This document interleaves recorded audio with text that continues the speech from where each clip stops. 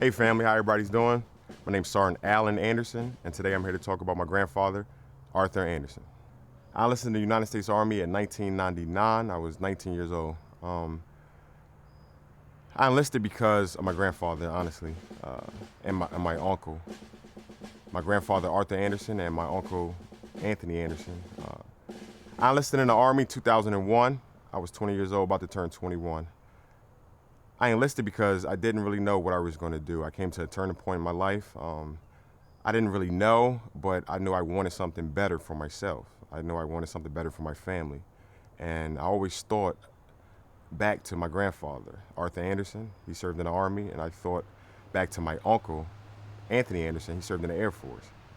And I guess it was just, I wanted that discipline. I wanted the core values of the Army. The Army teaches you loyalty, duty, respect, selfless service, honor, integrity, and personal courage. And anytime I think of that, anytime I think of those core values, I automatically go to my grandfather. My grandfather was one of the hardest working men that I knew.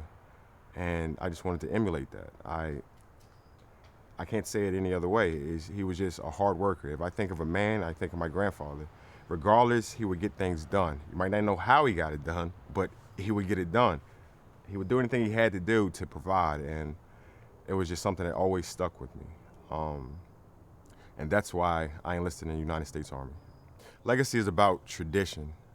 Like I say, joining, we're making a decision to join the United States Army. I just wanted to keep the legacy going. My grandfather served, my uncle served, and legacy, you have to be something, you want to give, I guess, the future generations something to look at. Give them a benchmark, give them a role model. People need mentors.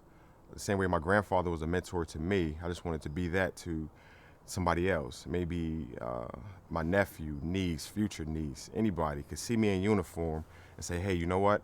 You see a black male in uniform, say, hey, you know what? I can do that. So to me, that's what legacy is about. So just keep pushing forward, keep pushing the legacy forward. And I do what I do for my family. I do what I do for my daughters, sons, uncles, cousins, brothers, sisters, mothers, family, grandfather. And I guess that's the biggest takeaway I want everybody to take from it. That's what you have to do. You have to carve out your little part, take out your little niche of America. You have to protect yours, protect and serve. My grandfather, he emulated it for me, and I just wanted to make him proud, and everybody has to do that.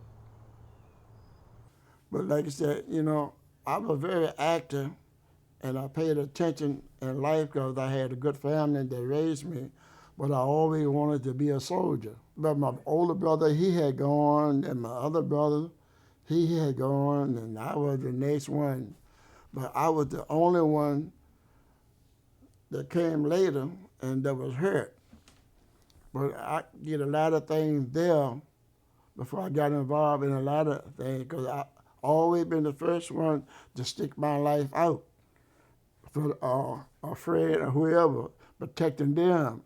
And it didn't bother me that much. And we had to climb posters and things and put lines up where we could communicate back to the company. I was out practice 3 years. When I got hurt, that's where they sent me to, but they didn't know what to do with me to send me back because they didn't think I was going to make it. So they called in a plane, and this plane came in specially, laying in my company. See, they said I died 3 times from the injuries, and they didn't expect me to live. Well, then that's one day I just come around, looking around, and everybody was around me. Well, God always makes you strong if you pray, because you had to pray, because you was in a country that the enemy was all around you all the time, and we didn't have houses like everybody else, but just tents and things, and we were always in the dark. But my captain always depend on me a lot. He said, get Anderson, get Anderson. And so when he got me, I never refused, I went.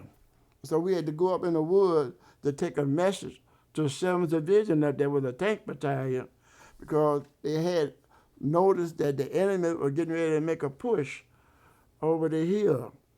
And they had guys that they couldn't trust or knew what to do.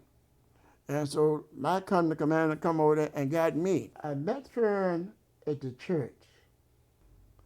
I saw her and Sarah.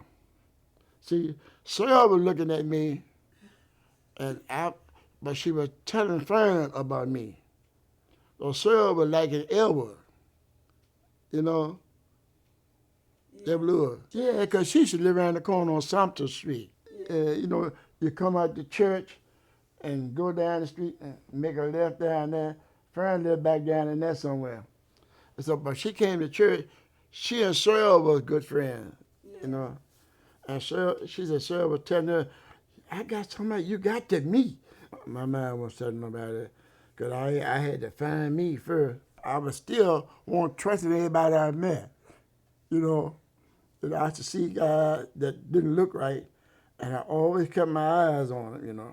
Our family praying for us a lot. Because see, you don't do everything because you were young, strong, and energetic, you know, all that stuff.